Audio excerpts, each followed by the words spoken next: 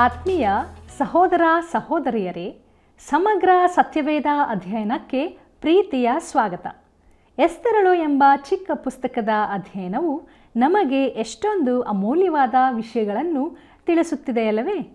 ಕಾರ್ಯಕ್ರಮ ವೀಕ್ಷಿಸಿ ದೇವರ ಆಶೀರ್ವಾದ ಹೊಂದಿಕೊಂಡು ಕರೆ ಮಾಡಿದ ಎಲ್ಲರಿಗೂ ಕೃತಜ್ಞತೆಗಳು. ಇಂದು ನಾವು ಎಲ್ಲವನ್ನೂ ಅನುಭವಿಸುತ್ತಿರುವ ಅರಸನಿಗೆ ಏಕೆ ನಿದ್ರೆ ಬರಲಿಲ್ಲ? ಇದಕ್ಕೆ ಕಾರಣಗಳೇನು? ಮೊರ್ದೆಕೈಗೆ ಸಿಕ್ಕಿದ ಬಹುಮಾನವೇನು? ಎಲ್ಲವನ್ನೂ ಸ್ಪಷ್ಟವಾಗಿ ತಿಳಿದುಕೊಳ್ಳೋಣ. ಬನ್ನಿರಿ, ಪ್ರಾರ್ಥನಾಪೂರ್ವಕವಾಗಿ ನಮ್ಮ ಅಧ್ಯಯನವನ್ನು ಪ್ರಾರಂಭಿಸೋಣ. ಕರ್ತನಲ್ಲಿ ಪ್ರೀತಿಯುಳ್ಳ ದೇವಜನರೇ, ನನ್ನನ್ನು ನಂಬುವ ಒಬ್ಬನಾದರೂ ಕತ್ತಲೆಯಲ್ಲಿ ಇರಬಾರದೆಂದು ನಾನು ಬೆಳಕಾಗಿ ಲೋಕಕ್ಕೆ ಬಂದಿದ್ದೇನೆ ಎಂಬುದಾಗಿ ಹೇಳಿದಂಥ ನಮ್ಮ ರಕ್ಷಕನಾದ ಯೇಸು ಕ್ರಿಸ್ತನ ಅತೀ ಪರಿಶುದ್ಧವುಳ್ಳ ನಾಮದಲ್ಲಿ ನಿಮ್ಮೆಲ್ಲರಿಗೂ ಹೃದಯಪೂರ್ವಕವಾದ ವಂದನೆಗಳು. ಪ್ರೀತಿಯುಳ್ಳ ದೇವಜನರೇ, ನಮ್ಮ ಸತ್ಯವೇದ ಅಧ್ಯಯನದಲ್ಲಿ ಎಸ್ತರಳ ಪುಸ್ತಕದ 5ನೇ ಅಧ್ಯಾಯದ ಧ್ಯಾನವನ್ನು ನಾವು ಮಾಡಿ ಮುಗಿಸುವಂತೆ ದೇವರು ನಮಗೆ ಸಹಾಯ ಮಾಡಿದ್ದಾನೆ. ಈ ಮೂಲಕವಾಗಿ ನಮ್ಮ ಆತ್ಮಿಕ ಜೀವಿತಕ್ಕೆ ಅನೇಕ ಸತ್ಯಗಳನ್ನು ಆತನು ತಿಳಿಯಪಡಿಸಿದ್ದಾನೆ. ಆತನ ನಾಮಕ್ಕೆ ಸ್ತೋತ್ರವನ್ನು ಸಲ್ಲಿಸೋಣ ಮತ್ತು ಮುಂದುವರೆದ ನಮ್ಮ ಧ್ಯಾನದಲ್ಲಿ ಎಸ್ತರಳ ಪುಸ್ತಕ 6ನೇ ಅಧ್ಯಾಯದ ಧ್ಯಾನವನ್ನು ಪ್ರಾರಂಭಿಸೋಣ. ಇದರ ಮುಖ್ಯ ಪ್ರಸ್ತಾಪ ಅರಸನಿಗೆ ರಾತ್ರಿ ನಿದ್ರೆ ಬಾರದಿದ್ದದ್ದು ಎಂಬುದಾಗಿ. ಬನ್ನಿರಿ, ನಮ್ಮ ಧ್ಯಾನದಲ್ಲಿ ಮುಂದುವರಿಯುವಾಗೆ ಎಸ್ತರಳ ಪುಸ್ತಕ 6ನೇ ಅಧ್ಯಾಯ 1ನೇ ವಚನವನ್ನು ಗಮನಿಸೋಣ. ಅಲ್ಲಿ ಹೀಗೆ ಬರೆದದೆ: ಆ ರಾತ್ರಿಯಲ್ಲಿ ಅರಸನಿಗೆ ನಿದ್ರೆ ಬರಲಿಲ್ಲ, ಆದುದರಿಂದ ಸ್ಮರಿಸತಕ್ಕ ಪೂರ್ವವೃತ್ತಾಂತಗಳ ಗ್ರಂಥವನ್ನು ಅವನು ತರಿಸಿ ಪಾರಾಯಣ ಮಾಡಿಸುತ್ತಿರುವಾಗ ಎಂಬುದಾಗಿ. ಕರ್ತನಲ್ಲಿ ಪ್ರಿಯರೇ, ಅರಸನಿಗೆ ನಿದ್ರೆ ಬರಲಿಲ್ಲವೆನ್ನುವುದು ಚಿಕ್ಕ ವಿಚಾರವಾಗಿದೆ. ಆದರೆ ದೇವರು ಇಂಥ ಚಿಕ್ಕ ಸಂಗತಿಗಳನ್ನು ಉಪಯೋಗಿಸುತ್ತಾನೆ. ಅರಸನು ಇಂಥ ಅನೇಕ ನಿದ್ರೆಯಿಲ್ಲದ ರಾತ್ರಿಗಳನ್ನು ಕಳೆದಿರಬಹುದು. ಶೇಕ್ಸ್ಪಿಯರ್ ಹೇಳಿದಂತೆ, ಕಿರೀಟ ಧರಿಸಿದ ತಲೆಗೆ ವಿಶ್ರಾಂತಿಯೇ ಇರುವುದಿಲ್ಲ. ಹೌದು, ತನ್ನ ಪ್ರಾಣಕ್ಕೆ ಅಪಾಯವಿದೆವೆಂದು ಅವನು ಭಾವಿಸಿದ ರಾತ್ರಿಗಳು ಇದ್ದಿರಬಹುದು. ಆದರೆ ಈ ರಾತ್ರಿಯಲ್ಲಿ ನಿದ್ರೆಯಿಲ್ಲದೆ ಕಳೆದದ್ದು ಅವನ ರಾಜ್ಯದ ಚರಿತ್ರೆಯಲ್ಲೇ ಅತಿ ವಿಶೇಷವಾದ ಘಟನೆಗೆ ನಡೆಸಿತು. ಯಾಕಂದರೆ ಈ ಘಟನೆ ಎಸ್ತರಳ ಪುಸ್ತಕದ ತಿರುಗು ಕೇಂದ್ರವಾಗಿದೆ. ಕರ್ತನಲ್ಲಿ ಪ್ರಿಯರೇ, ದೇವರು ತನ್ನ ಯೋಜನೆಗಳನ್ನು ಕಾರ್ಯಗತಗೊಳಿಸಲು ಚಿಕ್ಕ ಸಂಗತಿಗಳನ್ನು ಉಪಯೋಗಿಸುತ್ತಾನೆಂಬುದನ್ನು ಗಮನಿಸಿದ್ದೀರೋ? ಅನೇಕ ವರ್ಷಗಳ ಹಿಂದೆ ಐಗುಪ್ತದಲ್ಲಿ ಒಬ್ಬ ಸ್ತ್ರೀಯು ತನ್ನ ಹೃದಯದಲ್ಲಿ ಕೂಸೊಂದರ ಅಳುವನ್ನು ಕಂಡುಕೊಂಡಳು. ಇದರ ಮೂಲಕ ಒಂದು ಜನಾಂಗದ ಭವಿಷ್ಯವನ್ನೇ ದೇವರು ಬದಲಾಯಿಸಿದನು. ಶೂಷಾನ್ ಅರಮನೆಯಲ್ಲಿ ಒಂದು ಪ್ರಾಮುಖ್ಯವಲ್ಲದ ಸಂಗತಿ ನಡೆಯಿತು. ಅರಸನಿಗೆ ನಿದ್ರೆ ಬರಲಿಲ್ಲ. ಆಗ ಅರಸನು ರಾಜ್ಯರ ಪೂರ್ವಕಾಲ ವೃತ್ತಾಂತಗಳ ಪುಸ್ತಕವನ್ನು ತರಿಸಿ ಓದಿಸಿ ಕೇಳಿದನು. ಈ ವೃತ್ತಾಂತಗಳನ್ನು ಓದುವಾಗ ನಿದ್ರೆ ತಾನಾಗೇ ಬರುತ್ತಿತ್ತು. ಪ್ರಿಯರೇ, ಅದು ಅರಸನಿಗೆ ನಿದ್ರೆಯ ಔಷಧಿಯಾಗಿತ್ತು. ವಿಶೇಷ ಗಳಿಗೆಯು ಬಂದಿತು. ದೇವರ ಹಸ್ತವು ಕಾರ್ಯ ನಡೆಸಲು ಪ್ರಾರಂಭವಾಯಿತು. ಒಬ್ಬ ಸೇವಕನನ್ನು ಕರೆದು ಈ ದಾಖಲೆಗಳನ್ನು ಓದಿಸಲಾಯಿತು. ಪ್ರಿಯರೇ, ಅದು ರಾಜ್ಯದ ಘಟನೆಗಳ ವೃತ್ತಾಂತವಾಗಿತ್ತು. ನಾನು ಕಠಿಣವಾಗಿ ಹೇಳುತ್ತಿಲ್ಲ, ಆದರೆ ಈ ರೀತಿ ಹಿಂದಿನ ದಾಖಲೆಗಳನ್ನು ಓದುವುದು ಅತಿ ಬೇಸರದ ಸಂಗತಿಯಾಗಿದೆ. ನೀವು ಎಂದಾದರೂ ಇಂಥ ದಾಖಲೆಗಳು ಆಸಕ್ತಿಕರವಾಗಿದ್ದದನ್ನು ನೋಡಿದ್ದೀರಾ? ನಾನು ಅನೇಕ ಸಮಿತಿಗಳಲ್ಲಿದ್ದೆ, ಆದರೆ ಅಲ್ಲಿನ ವ್ಯವಹಾರ ದಾಖಲೆಗಳ ನಿಸ್ಸಾರತೆಯಿಂದಾಗಿ ಎಲ್ಲವನ್ನು ಬಿಟ್ಟು ಬಿಟ್ಟಿದ್ದೇನೆ. ಪ್ರಿಯರೇ, ಅರಸನಿಗೆ ನಿದ್ರೆ ಬಾರದ ಆ ರಾತ್ರಿ ಅವನು ಸೇವಕರಿಗೆ ದಾಖಲೆ ಪುಸ್ತಕ ತಂದು ಓದಿರಿ ಎಂದು ಹೇಳಿದನು. ಈ ಮೂಲಕವಾದರೂ ನಿದ್ರೆಗೆ ಪ್ರಯತ್ನಿಸಿದನು. ಕರ್ತನಲ್ಲಿ ಪ್ರೀತಿಯುಳ್ಳ ದೇವಜನರೇ, ಈ ನಿರ್ದಿಷ್ಟ ಸಮಯದಲ್ಲಿ ಸೇವಕರು ಓದುತ್ತಾ ಆ ದಾಖಲೆಯ ಒಂದು ಪ್ರತ್ಯೇಕ ಭಾಗಕ್ಕೆ ಬಂದರು. ಚಿಕ್ಕ ಸಂಗತಿಗಳಲ್ಲಿ ದೇವರ ಕಾರ್ಯ ಪ್ರಕಟವಾಗುತ್ತದೆ. ದೇವರು ಮುಂದುವರಿಯುತ್ತಾನೆ. ಆತನು ಕಾರ್ಯ ನಡೆಸುತ್ತಾನೆ.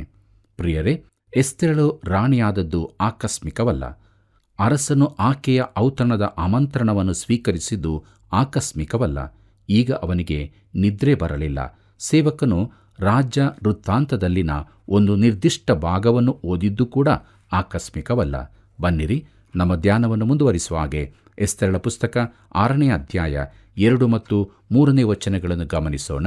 ಅಲ್ಲಿ ಹೀಗೆ ಬರೆದದೆ: ಅಹಷ್ವೇರೋಷ್ ರಾಜನನ್ನು ಕೊಲ್ಲಬೇಕೆಂದು ದ್ವಾರಪಾಲಕರಾದ ಬಿಗೆತಾನ್, ತೇರೇಷ್ ಎಂಬಿಬ್ಬರು ರಾಜಕಂಚುಕಿಗಳು ಒಳಸಂಚು ಮಾಡಿದ ಸಂಗತಿಯು, ಅದು ಮೊರ್ದೆಕೈಯ ಮುಖಾಂತರ ಬಯಲಿಗೆ ಬಂದ ಸಂಗತಿಯೂ ಅದರಲ್ಲಿ ಸಿಕ್ಕಿದವು. ಆಗ ಅರಸನು ಇದಕ್ಕಾಗಿ ಮೊರ್ದೆಕೈಗೆ ಯಾವ ಸ್ಥಾನಮಾನಗಳು ದೊರಕಿದವೆಂದು ವಿಚಾರಿಸಿದಾಗ ಅವನ ಸಾನ್ನಿಧ್ಯ ಸೇವಕರಾದ ಪರಿವಾರದವರು ಏನೂ ದೊರಕಲಿಲ್ಲ ಎಂದು ಹೇಳಿದರು ಎಂಬುದಾಗಿ. ಕರ್ತನಲ್ಲಿ ಪ್ರಿಯರೇ, ನಾವು ಗುಂಪುಗಾರಿಕೆಯ ಕುರಿತಾಗಿ ಕೇಳುತ್ತೇವೆ. ಈ ಇಬ್ಬರು ಈ ದಿನಗಳಲ್ಲಿ ಗುಂಪುಗಾರಿಕೆ ನಡೆಸುವರಾಗಿದ್ದರು. ಈ ಇಬ್ಬರು ಏನೋ ಸಂಚು ನಡೆಸಿದ್ದುದನ್ನು ಮೊರ್ದೆಕೈಯು ಕೇಳಿಸಿಕೊಂಡನು. ಪರ್ಷಿಯನ್ ಸಾಮ್ರಾಜ್ಯದಲ್ಲಿ ಈ ರೀತಿ ಜನರು ರಾಜನಿಗೆ ವಿರುದ್ಧವಾಗಿ ಅಲ್ಲಲ್ಲಿ ಕಂಬಗಳ ಮರೆಯಲ್ಲಿ ಪಿಸುಮಾತಿನಲ್ಲಿ ಅರಸನ ವಿರುದ್ಧ ಸಂಚು ನಡೆಸುತ್ತಿದ್ದುದು ಸಾಮಾನ್ಯವಾಗಿತ್ತು. ಮೊರ್ದೆಕೈ ಈ ಸಮಾಚಾರವನ್ನು ಎಸ್ತರಳಿಗೆ ತಿಳಿಸಿದನು.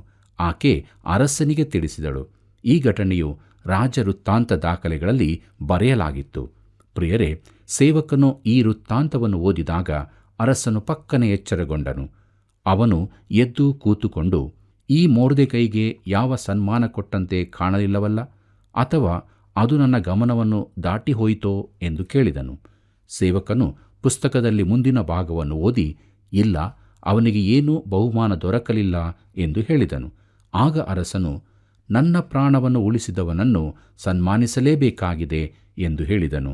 ಇದೆಲ್ಲ ಸಂಭವಿಸುತ್ತಿರುವಾಗಲೇ ಅರಮನೆಯ ಹೊರಗೆ ಸದ್ದಾಯಿತು. ಬನ್ನಿರಿ, ನಮ್ಮ ಧ್ಯಾನವನ್ನು ಮುಂದುವರಿಸುವ ಹಾಗೆ ಎಸ್ತರಳ ಪುಸ್ತಕ 6ನೇ ಅಧ್ಯಾಯ 4ರಿಂದ 6ನೇ ವಚನದವರೆಗೆ ಗಮನಿಸೋಣ. ಅಲ್ಲಿ ಹೀಗೆ ನೋಡುತ್ತೇವೆ. ಅರಸನು, ಪ್ರಾಕಾರದಲ್ಲಿ ಯಾರಿದ್ದಾರೆ ಎಂದು ಕೇಳಿದನು. ಅಷ್ಟರಲ್ಲಿ ಹಾಮಾನನೇ ತಾನು ಸಿದ್ಧಪಡಿಸಿದ ಗಲ್ಲಿಗೆ ಮೊರ್ದೆಕೈಯನ್ನು ನೇತು ಹಾಕಿಸುವುದಕ್ಕೆ ಅರಸನ ಅಪ್ಪಣೆ ಪಡೆಕೊಳ್ಳಬೇಕೆಂದು ಅರಮನೆಯ ಹೊರಗಣ ಪ್ರಾಕಾರದಲ್ಲಿ ಬಂದಿದ್ದನು. ಆದದರಿಂದ ರಾಜಸೇವಕರು, ಇಗೋ, ಪ್ರಾಕಾರದಲ್ಲಿ ಹಾಮಾನನಿರುತ್ತಾನೆ ಎಂದು ಬಿನ್ನವಿಸಿದರು. ಆಗ ಅರಸನು, ಅವನು ಒಳಗೆ ಬರಲಿ ಎಂದನು. ಹಾಮಾನನು ಬಂದಾಗ ಅರಸನು ಯಾವನನ್ನು ಸನ್ಮಾನಿಸಬೇಕೆಂದು ಇಷ್ಟವುಳ್ಳವನಾಗಿರುತ್ತಾನೋ ಅಂಥವನಿಗೆ ಮಾಡತಕ್ಕದೇನು ಎಂದು ಅವನನ್ನು ಕೇಳಿದನು. ಹಾಮಾನನು, ಅರಸನು ನನ್ನನ್ನಲ್ಲದೆ ಇನ್ನಾರನ್ನು ಸನ್ಮಾನಿಸುವುದಕ್ಕೆ ಇಷ್ಟವುಳ್ಳವನಾಗಿರುವನು ಅಂದುಕೊಂಡನು ಎಂಬುದಾಗಿ. ಕರ್ತನಲ್ಲಿ ಪ್ರೀತಿಯುಳ್ಳ ದೇವಜನರೇ, ತನ್ನ ಪ್ರಾಣ ಉಳಿಸಿದ ಮೊರ್ದೆಕೈಗೆ ಯಾವ ಬಹುಮಾನವೂ ಕೊಡಲ್ಪಡಲಿಲ್ಲವೆಂದು ಅರಸನು ಕೇಳುತ್ತಿರುವಾಗಲೇ ಹಾಮಾನನು ಹೊರಗೆ ಪ್ರಾಕಾರಕ್ಕೆ ಬಂದನು. ಯಾರಿದ್ದಾರೆ ಎಂದು ಅರಸನು ಕೇಳುವಾಗಲೇ ಹಾಮಾನನೇ ಅಲ್ಲಿಗೆ ಬಂದಿದ್ದನು. ಬಹುಶಃ ಅವನಿಗೂ ನಿದ್ದೆ ಬಂದಿರಲಿಕ್ಕಿಲ್ಲ. ತಾನು ಸಿದ್ಧಪಡಿಸಿದ ಗಲ್ಲಿಗೆ ಮೊರ್ದೆಕೈಯನ್ನು ನೇತು ಹಾಕಿಸಲು ಅರಸನ ಅಪ್ಪಣೆ ಪಡೆಯುವುದಕ್ಕಾಗಿ ಅವನು ಅಲ್ಲಿಗೆ ಬಂದಿದ್ದನು. ಪ್ರಿಯರೇ, ಅರಸನ ಸನ್ನಿಧಿಗೆ ಯಾವಾಗ ಬೇಕಾದರೂ ಬರುವ ಅವಕಾಶ ಅವನಿಗಿದ್ದಿರಬಹುದು. ಅವನು ಒಳಗೆ ಬಂದಾಗ ಯಾವ ಹಿನ್ನೆಲೆಯನ್ನು ವಿವರಿಸದೆ ಅರಸನು ಮಾತನಾಡತೊಡಗುತ್ತಾನೆ. ಹಾಮಾನನು ಮೊರ್ದೆಕೈಯ ಪ್ರಾಣ ತೆಗೆಯಬೇಕೆಂಬುದಕ್ಕಾಗಿ ಬಂದಿದ್ದನು. ಆದರೆ ಅರಸನು ಮೊರ್ದೆಕೈಯನ್ನು ಸನ್ಮಾನಿಸಲು ಯೋಚಿಸಿದ್ದನು. ಕರ್ತನಲ್ಲಿ ಪ್ರಿಯರೇ, ಈ ಸನ್ನಿವೇಶಗಳು ದೇವರ ಹಸ್ತದ ಕಾರ್ಯವನ್ನು ತಿಳಿಸುತ್ತವೆ. ದೇವರು ಮರೆಯಲಿದ್ದು ತನ್ನವರನ್ನು ಕಾಯುತ್ತಾ ಇದ್ದಾನೆ. ಈ ಜನಾಂಗವು ದೇವರ ಚಿತ್ತಕ್ಕೆ ವಿರೋಧವಾಗಿ ದೇವರು ಬಯಸಿದ ದೇಶದಿಂದ ಬಹು ದೂರದಲ್ಲಿದ್ದರೂ ಆತನ ನಡೆಸುವಿಕೆಗೆ ಅವರು ಹೊರತಾಗಿರಲಿಲ್ಲ. ಈ ನಡೆಸುವಿಕೆಗಳು ಯಾವುದೂ ಆಕಸ್ಮಿಕವಾದದ್ದಾಗಿರಲಿಲ್ಲ. ಪ್ರೀತಿಯುಳ್ಳ ದೇವಜನರೇ, ಹಾಮಾನನು ಅರಸನೆದುರಿಗೆ ಬಂದಾಗ ಅರಸನು ಸನ್ಮಾನಿಸಬೇಕೆಂದಿರುವ ವ್ಯಕ್ತಿಗೆ ಏನು ಮಾಡತಕ್ಕದ್ದು ಎಂಬ ಪ್ರಶ್ನೆ ಅವನಿಗೆ ಎದುರಾಗುತ್ತದೆ. ಅರಸನು ತನ್ನ ಕುರಿತಾಗಿಯೇ ಯೋಚಿಸುತ್ತಿರಬೇಕೆಂದು ಅವನು ನೆನೆಸಿದನು. ಈಗಾಗಲೇ ತಾನು ಪ್ರಧಾನಮಂತ್ರಿಯಾಗಿದ್ದೇನೆ, ಅರಸನ ಮುದ್ರೆಯುಂಗುರವೂ ನನ್ನಲ್ಲಿದೆ, ತಾನು ದೊಡ್ಡ ಮೊತ್ತದ ಹಣ ಕೊಟ್ಟಾದರೂ ಯಹೂದ್ಯರನ್ನೆಲ್ಲ ಸಂಹರಿಸುವ ಅಪ್ಪಣೆ ತನಗೆ ದೊರಕಿದೆ. ಖಂಡಿತವಾಗಿ ಅರಸನು ಸನ್ಮಾನಿಸಬೇಕೆಂದಿರುವುದು ತನ್ನನ್ನೇ ಹೊರತು ಬೇರಾರನ್ನೂ ಅಲ್ಲ ಎಂದು ಭಾವಿಸಿಕೊಂಡನು. ಆದರೆ ಅರಸನು ಮೊರ್ದೆಕೈಯ ಕುರಿತು ಯೋಚಿಸುತ್ತಿದ್ದನು. ಬನ್ನಿರಿ, ನಮ್ಮ ಧ್ಯಾನವನ್ನು ಮುಂದುವರಿಸುವ ಹಾಗೆ ಎಸ್ತೇರಳ ಪುಸ್ತಕ 6ನೇ ಅಧ್ಯಾಯ 7ನೇ ವಚನದಿಂದ 9ನೇ ವಚನದವರೆಗೆ ಗಮನಿಸೋಣ. ಅಲ್ಲಿ ಹೀಗೆ ಬರೆದದೆ: ಒಬ್ಬನನ್ನು ಸನ್ಮಾನಿಸಬೇಕೆಂದು ಅರಸನಿಗೆ ಮನಸ್ಸಿದ್ದರೆ ತಾನು ಧರಿಸಿಕೊಳ್ಳುವ ರಾಜವಸ್ತ್ರಗಳನ್ನು, ಸವಾರಿ ಮಾಡುವ ಪಟ್ಟದ ಕುದುರೆಯನ್ನೂ ತರಿಸಿ ಆ ವಸ್ತ್ರಗಳನ್ನು ಕುದುರೆಯನ್ನು ಪ್ರಧಾನರಾದ ಅರಸನ ಸರದಾರರೊಬ್ಬನ ವಶಕ್ಕೆ ಕೊಟ್ಟು, ಅರಸನು ಸನ್ಮಾನಿಸಬೇಕೆಂದಿರುವ ಪುರುಷನಿಗೆ ಆ ರಾಜವಸ್ತ್ರಗಳನ್ನು ಧಾರಣೆ ಮಾಡಿಸಿ ಅವನನ್ನು ಆ ಕುದುರೆಯ ಮೇಲೆ ಕುಳ್ಳಿರಿಸಿ ಪಟ್ಟಣದ ಮಧ್ಯದಲ್ಲಿ ಮೆರವಣಿಗೆ ಮಾಡಿಸುತ್ತಾ ಅವನ ಮುಂದೆ ಅರಸನು ಸನ್ಮಾನಿಸಬೇಕೆಂದಿರುವವನನ್ನು ಗೌರವಿಸುವ ರೀತಿಯು ಇದೇ ಎಂದು ಪ್ರಕಟಣೆ ಮಾಡಿಸಬೇಕು ಎಂದು ಹೇಳಿದನು ಎಂಬುದಾಗಿ. ಕರ್ತನಲ್ಲಿ ಪ್ರೀತಿಯುಳ್ಳ ಸಹೋದರ ಸಹೋದರಿಯರೇ, ಈ ಉತ್ತರವು ಹಾಮಾನನ ನಿಜ ಸ್ವಭಾವವನ್ನು ಬಹಿರಂಗಪಡಿಸಿತು. ಅವನ ಹೃದಯದಲ್ಲಿ ಏನಿತ್ತೆಂಬುದು ನಿಮಗೆ ಗೊತ್ತಾಗಿರಬಹುದು. ಹಾಮಾನನು ಸಿಂಹಾಸನದ ಮೇಲೆ ಕಣ್ಣಿಟ್ಟಿದ್ದನು. ಸಮಯ ಬಂದಾಗ ಅರಸನನ್ನು ಮುಗಿಸಬೇಕೆಂದಿದ್ದನು. ಪರ್ಸಿಯಾದ ಅರಸು ಮನೆತನದ ಚರಿತ್ರೆಯೆಲ್ಲ ಇದೇ ಆಗಿರುತ್ತದೆ. ಸಿಂಹಾಸನದಲ್ಲಿ ಯಾರೂ ಹೆಚ್ಚು ಕಾಲ ಇರುತ್ತಿರಲಿಲ್ಲ. ಇಸ್ರಾಯೇಲ್ಯರ ಚರಿತ್ರೆಯಲ್ಲಿ ಕೂಡ 1ನೇ ಹಾಗೂ 2ನೇ ಅರಸುಗಳ ಪುಸ್ತಕದಲ್ಲಿ ಬರೆದಿರುವಂತೆ ಕೆಲವು ಅರಸರು ಎಷ್ಟು ಕಾಲ ಅರಸರಾಗಿದ್ದಾರೆಂದು ತಿಳಿಯುವಾಗ ಹಾಸ್ಯಾಸ್ಪದವಾಗಿ ಕಾಣುತ್ತದೆ. ಕೆಲವರು 2 ತಿಂಗಳ ಕಾಲ ಮಾತ್ರ ಅರಸರಾಗಿದ್ದರು. ಒಬ್ಬನು ಸಿಂಹಾಸನದಲ್ಲಿ ಕೂತು ಸುತ್ತಲೂ ನೋಡುವಾಗ ಅವನಿಗೆ ತನ್ನ ಮಿತ್ರರು ಯಾರು, ಶತ್ರುಗಳು ಯಾರು ಎಂಬುದು ಗೊತ್ತಿರುವುದಿಲ್ಲ. ಯಾಕಂದರೆ ಅರಸನು ದಯೆ ತೋರಿಸಿದ ವ್ಯಕ್ತಿಯೇ ತಾನು ಅರಸನಾಗಬೇಕೆಂದು ಅರಸನನ್ನು ಕೊಲ್ಲುವ ಪ್ರಯತ್ನ ಮಾಡಬಹುದು. ಹಾಮಾನನ ಹೃದಯದಲ್ಲಿದ್ದುದು ಇದೇ ಯೋಚನೆ. ಕರ್ತನಲ್ಲಿ ಪ್ರಿಯರೇ, ಹಾಮಾನನು ಈ ರೀತಿ ಯೋಚಿಸಿದನು. ಅರಸನು ನನ್ನನ್ನಲ್ಲದೆ ಇನ್ನಾರನ್ನು ಸನ್ಮಾನಿಸಬೇಕೆಂದಿರುತ್ತಾನೆ. ಆದ್ದರಿಂದ ಅರಸನ ರಾಜ್ಯವಸ್ತ್ರಗಳನ್ನು ತಾನು ಧರಿಸಿಕೊಂಡು, ಕಿರೀಟವನ್ನು ತಲೆಯಲ್ಲಿ ಧರಿಸಿಕೊಂಡು, ರಾಜಕುದುರೆಯ ಮೇಲೆ ಕೂತುಕೊಂಡು ರಾಜಮಾರ್ಗದಲ್ಲಿ ಸಂಚರಿಸಬೇಕು. ಆಗ ತನ್ನ ಕುರಿತ ಘೋಷಣೆಯು ಸತತವಾಗಿ ಕೇಳುತ್ತಿರಬೇಕು. ಅವನ ಉದ್ದೇಶವೇನು? ತಾನು ರಾಜಕಿರೀಟ ಹಾಗೂ ರಾಜವಸ್ತ್ರಗಳನ್ನು ಧರಿಸುವ ದಿನಕ್ಕಾಗಿ ಜನರನ್ನು ಸಿದ್ಧಗೊಳಿಸುತ್ತಿದ್ದನು. ಪ್ರಿಯರೇ, ಅರಸನಿಗೆ ಈ ಯೋಚನೆಯ ಸುಳಿವು ಸಿಕ್ಕಿರಲಿಕ್ಕೂ ಸಾಕು. ಹಾಮಾನನು ತನಗೆ ಸನ್ಮಾನವಾಗುತ್ತದೆ ಎಂದು ನೆನೆಸಿದನು. ಆದರೆ ಅರಸನು ಮೊರ್ದೆಕೈಯ ಕುರಿತು ಯೋಚಿಸುತ್ತಿದ್ದನು.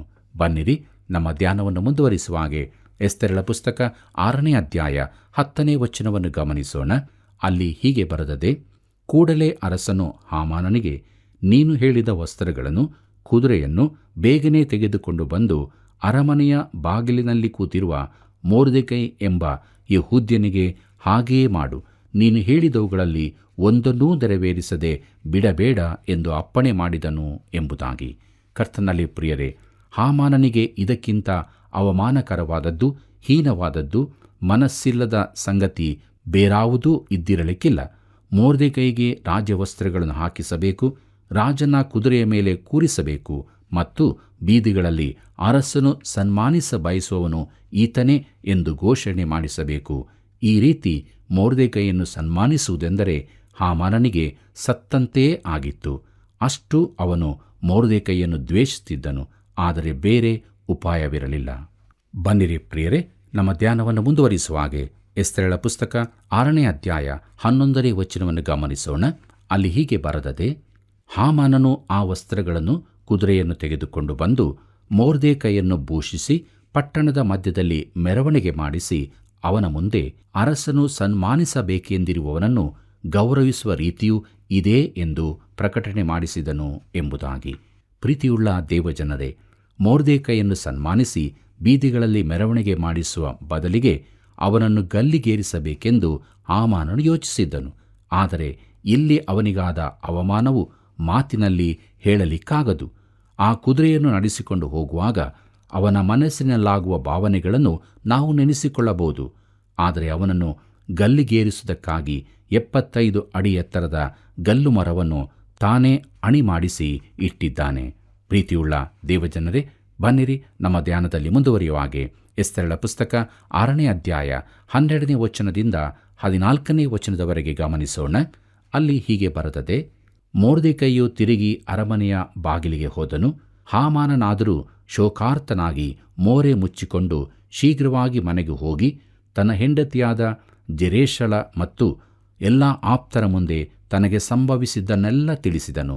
ಆಗ ಅವನ ಪಂಡಿತರು, ಹೆಂಡತಿಯು ಅವನಿಗೆ, ಯಾವನ ಮುಂದೆ ನಿನ್ನ ಪತನವು ಪ್ರಾರಂಭವಾಯಿತೋ ಆ ಮನುಷ್ಯನು ಯೆಹೂದ ಸಂತಾನದವನಾಗಿದ್ದರೆ ನೀನು ಗೆಲ್ಲಲಾರಿ, ಅವನ ಮುಂದೆ ಬಿದ್ದು ಹಾಳಾಗುವಿ ಅಂದರು. ಅವರು ಇನ್ನೂ ಅವನೊಡನೆ ಮಾತನಾಡುತ್ತಿರುವಾಗಲೇ ರಾಜಕಂಚುಕಿಗಳು ಬಂದು ಎಸ್ತೇರಳು ಮಾಡಿಸಿರುವ ಔತಣಕ್ಕೆ ಬೇಗ ಬರಬೇಕೆಂದು ಹಾಮಾನನನ್ನು ಕರೆದರು ಎಂಬುದಾಗಿ. ಕರ್ತನಲ್ಲಿ ಪ್ರೀತಿಯುಳ್ಳ ದೇವಜನರೇ, ಕೊನೆಗೂ ಈ ಕಷ್ಟಕರ ಕೆಲಸವು ಮುಗಿಯಿತು. ಮೊರ್ದೆಕೈಯು ರಾಜನ ಅರಮನೆಯ ಬಾಗಿಲಿಗೆ ಹಿಂತಿರುಗಿದನು. ಆದರೆ ಹಾಮಾನನು ರೋದಿಸುತ್ತಾ ತನ್ನ ಮನೆಗೆ ಹೋದನು. ಅವನು ತನ್ನ ಮುಖವನ್ನು ಮುಚ್ಚಿಕೊಂಡಿದ್ದನು. ನೆನೆಸಲಾಗದ ಅವಮಾನ. ನಡೆದ ಸಂಗತಿಯನ್ನೆಲ್ಲ ಅವನು ತನ್ನ ಪತ್ನಿಗೂ ತನ್ನೆಲ್ಲ ಆಪ್ತರಿಗೂ ತಿಳಿಸಿದನು. ಅವನ ಹೆಂಡತಿ ಜೆರೇಷಳು ಯಥಾರ್ಥವಾದದನ್ನೇ ಹೇಳಿದಳು ಅಲ್ಲವೇ? ಗಲ್ಲು ಮರವನ್ನು ತಯಾರಿಸಲು ಹೇಳಿದ್ದು ಅವಳೇ. ಆದರೆ ಈಗ ಹೇಳುತ್ತಾಳೆ, ನೀನು ಅವನ ಮುಂದೆ ಬಿದ್ದು ಹಾಳಾಗುವಿ ಎಂಬುದಾಗಿ. ಕರ್ತನಲ್ಲಿ ಪ್ರಿಯರೇ, ನಿನ್ನ ಅವಸಾನ ಸಮೀಪವಾಗಿದೆ ಎಂದು ಪತ್ನಿ ಸ್ನೇಹಿತರ ಬಾಯಿಂದ ಕೇಳುವ ಪರಿಸ್ಥಿತಿ ಎಷ್ಟು ದುಃಖಕರವಾದದ್ದು. ಘಟನೆಗಳು ವೇಗವಾಗಿ ನಡೆದು ಬರುತ್ತವೆ. ತನಗೆ ಸಂಭವಿಸಿದ ದುರಾವಸ್ಥೆಯ ಕುರಿತಾಗಿ ಹಾಮಾನನು ತನ್ನ ಹೆಂಡತಿ ಹಾಗೂ ಮಿತ್ರರಿಗೆ ಹೇಳುತ್ತಿರುವಷ್ಟರಲ್ಲೇ ಬಾಗಿಲಿನಲ್ಲಿ ತಟ್ಟುವ ಶಬ್ದವಾಯಿತು. ಅವನಿಗೆ ಹೇಳಲ್ಪಟ್ಟ ಔತಣಕ್ಕಾಗಿ ಕೂಡಲೇ ಬರಬೇಕೆಂದು ರಾಜನ ಸೇವಕರು ಅವನನ್ನು ಕರೆಯಲು ಬಂದರು.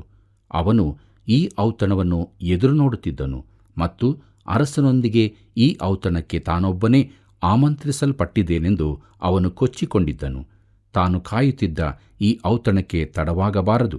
ಆದರೆ ಘಟನೆಗಳು ಬಹಳ ವೇಗವಾಗಿ ಸಂಭವಿಸಿ ಅವನ ಹತೋಟಿ ಮೀರಿದವು. ಎಲ್ಲವೂ ಅವನಿಗೆ ವಿರುದ್ಧವಾಗಿಯೇ ನಡೆಯುತ್ತಿದ್ದವು. ಇದು ಯಾಕೆ ಹೀಗೆ ಎಂದು ತಿಳಿದಿದೆಯೋ? ಯಾಕೆಂದರೆ ದೇವರು ಎಲ್ಲವನ್ನು ತನ್ನ ಹತೋಟಿಗೆ ತಂದುಕೊಂಡು ಹಾಮಾನನ ಸಂಚು ಯಾವುದೂ ನಡೆಯದಂತೆ ನೋಡಿಕೊಳ್ಳುತ್ತಿದ್ದನು. ಕರ್ತನಲ್ಲಿ ಪ್ರಿಯರೇ, ಇಲ್ಲಿಗೆ ಎಸ್ತೇರಳ ಪುಸ್ತಕದ 6ನೇ ಅಧ್ಯಾಯದ ಧ್ಯಾನವು ಮುಗಿಯಿತು. ದೇವರು ನಮಗೆ ತಿಳಿಯಪಡಿಸಿದಂಥ ಸತ್ಯಗಳಿಗಾಗಿ ಆತನಿಗೆ ಸ್ತೋತ್ರವನ್ನು ಸಲ್ಲಿಸುತ್ತಾ ನಮ್ಮ ಧ್ಯಾನದಲ್ಲಿ ಮುಂದುವರಿದು ಎಸ್ತೇರಳ ಪುಸ್ತಕದ 7ನೇ ಅಧ್ಯಾಯದ ಕಡೆಗೆ ನಮ್ಮ ಗಮನವನ್ನು ಹರಿಸೋಣ. ಇದರ ಮುಖ್ಯ ಪ್ರಸ್ತಾಪ ಔತಣಕ್ಕೆ ಬಂದು ಗಲ್ಲು ಮರದಲ್ಲಿ ಸತ್ತವನು ಎಂಬುದಾಗಿ. ಬನ್ನಿರಿ, ನಮ್ಮ ಧ್ಯಾನವನ್ನು ಮುಂದುವರಿಸುವ ಹಾಗೆ ಎಸ್ತೇರಳ ಪುಸ್ತಕ 7ನೇ ಅಧ್ಯಾಯ 1 ಮತ್ತು 2ನೇ ವಚನಗಳನ್ನು ಗಮನಿಸೋಣ. ಅಲ್ಲಿ ಹೀಗೆ ಬರೆದದೆ: ಅರಸನು ಹಾಮಾನನೊಡನೆ ಎಸ್ತೇರಳ ಗೃಹಕ್ಕೆ ಔತಣಕ್ಕೋಸ್ಕರ ಬಂದನು. ಅವನು ಈ 2ನೆಯ ದಿನದಲ್ಲಿಯೂ ದ್ರಾಕ್ಷಾರಸ ಪಾನ ಮಾಡುತ್ತಿರುವಾಗ ಎಸ್ತೇರಳಿಗೆ, ಎಸ್ತೇರ್ ರಾಣಿಯೇ, ನಿನ್ನ ವಿಜ್ಞಾಪನೆ ಯಾವುದು? ಹೇಳು, ಅದನ್ನು ನೆರವೇರಿಸುವೆನು. ನೀನು ನನ್ನ ಅರ್ಧ ರಾಜ್ಯವನ್ನು ಕೇಳಿಕೊಂಡರೂ ಸರಿಯೇ, ಅದನ್ನು ನಿನಗೆ ಕೊಡುವೆನು ಎಂದು ಹೇಳಿದನು ಎಂಬುದಾಗಿ. ಕರ್ತನಲ್ಲಿ ಪ್ರಿಯರೇ, ಔತಣಕ್ಕೆ ಬಂದ ಹಾಮಾನನಲ್ಲಿ ಮಿಶ್ರ ಭಾವನೆಗಳಿದ್ದವು. ರಾಣಿ ತನ್ನನ್ನು ಊಟಕ್ಕೆ ಆಹ್ವಾನಿಸಿದಳೆಂಬ ವಿಚಾರಕ್ಕಾಗಿ ಸಂತಸದಿಂದಿದ್ದನು. ಆದರೆ ಮೊರ್ದೆಕೈಯನ್ನು ತಾನು ರಾಜನ ಅಪ್ಪಣೆಯಂತೆ ಸನ್ಮಾನ ಮಾಡಿದ್ದು ಇನ್ನೂ ಅವನಲ್ಲಿ ಬೇಸರವನ್ನು ಕಡಿಮೆ ಮಾಡಿರಲಿಲ್ಲ. ಮೊರ್ದೆಕೈಗೆ ಯಾಕೆ ಸನ್ಮಾನ ಮಾಡಲಾಯಿತು, ತನ್ನನ್ನು ಯಾಕೆ ಬಿಟ್ಟರು ಎಂಬ ಸಂಗತಿ ಅವನಿಗೆ ಇನ್ನೂ ಅರ್ಥವಾಗಿರಲಿಕ್ಕಿಲ್ಲ. ಪ್ರಿಯರೇ, 2ನೇ ದಿನದಲ್ಲಿ ಎಸ್ತೇರಳು ತನ್ನ ಧೈರ್ಯವನ್ನೆಲ್ಲ ಒಟ್ಟುಗೂಡಿಸಿ ತನ್ನ ಹೃದಯದಲ್ಲಿರುವುದನ್ನು ಅರಸನಿಗೆ ಹೇಳಬೇಕೆಂದಿದ್ದಳು. ಇದಕ್ಕಿಂತ ಮೊದಲು ಅವಳಲ್ಲಿ ಧೈರ್ಯವಿರಲಿಲ್ಲ. ಆದರೆ ಈಗ ಆಕೆ ಸಿದ್ಧವಾಗಿದ್ದಾಳೆ. ಆದರೆ ಆಕೆ ಸ್ವಲ್ಪ ಆತಂಕದಲ್ಲಿದ್ದಳು. ಅರಸನು ಮತ್ತೊಮ್ಮೆ ಆಕೆಗೆ ತನ್ನ ಕೊಡುಗೆ ನೀಡುತ್ತಾನೆ. ಅವನು ಹೇಳುತ್ತಾನೆ, ರಾಣಿಯೇ, ನಿನ್ನ ಬೇಡಿಕೆಯೇನು? ನಿನಗೆ ಅದನ್ನು ಕೊಡುತ್ತೇನೆ. ಮತ್ತೊಮ್ಮೆ ಅರ್ಧ ರಾಜ್ಯವನ್ನಾದರೂ ಕೊಟ್ಟೇನೆಂದು ಆಕೆಯೇ ಹೇಳುತ್ತಾನೆ. ಪ್ರಿಯರೇ, ಆಕೆಯ ಮನಸ್ಸಿನಲ್ಲಿ ಏನಿದೆ ಎಂದು ಅರಸನು 3ನೇ ಬಾರಿ ಕೇಳುತ್ತಿದ್ದಾನೆ. ಬನ್ನಿರಿ, ನಮ್ಮ ಧ್ಯಾನವನ್ನು ಮುಂದುವರಿಸುವ ಹಾಗೆ ಎಸ್ತೇರಳ ಪುಸ್ತಕ 7ನೇ ಅಧ್ಯಾಯ 3 ಮತ್ತು 4ನೇ ವಚನಗಳನ್ನು ಗಮನಿಸೋಣ. ಅಲ್ಲಿ ಹೀಗೆ ಬರೆದದೆ: ಆಗ ಎಸ್ತೇರ್ ರಾಣಿಯು, ಅರಸನು ನನ್ನ ಮೇಲೆ ಕಟಾಕ್ಷವಿಟ್ಟು ಸಮ್ಮತಿಸುವುದಾದರೆ ನನ್ನ ವಿಜ್ಞಾಪನೆಯನ್ನು ಪ್ರಾರ್ಥನೆಯನ್ನು ಲಾಲಿಸಿ ನನ್ನ ಜೀವವನ್ನು ಜನಾಂಗವನ್ನು ಉಳಿಯಗೊಳಿಸಬೇಕು. ಜನರು ನಮ್ಮನ್ನು ಕೊಂದು ಸಂಹರಿಸಿ ನಿರ್ನಾಮಗೊಳಿಸುವ ಹಾಗೆ ನಾವು ಮಾರಲ್ಪಟ್ಟೆವು.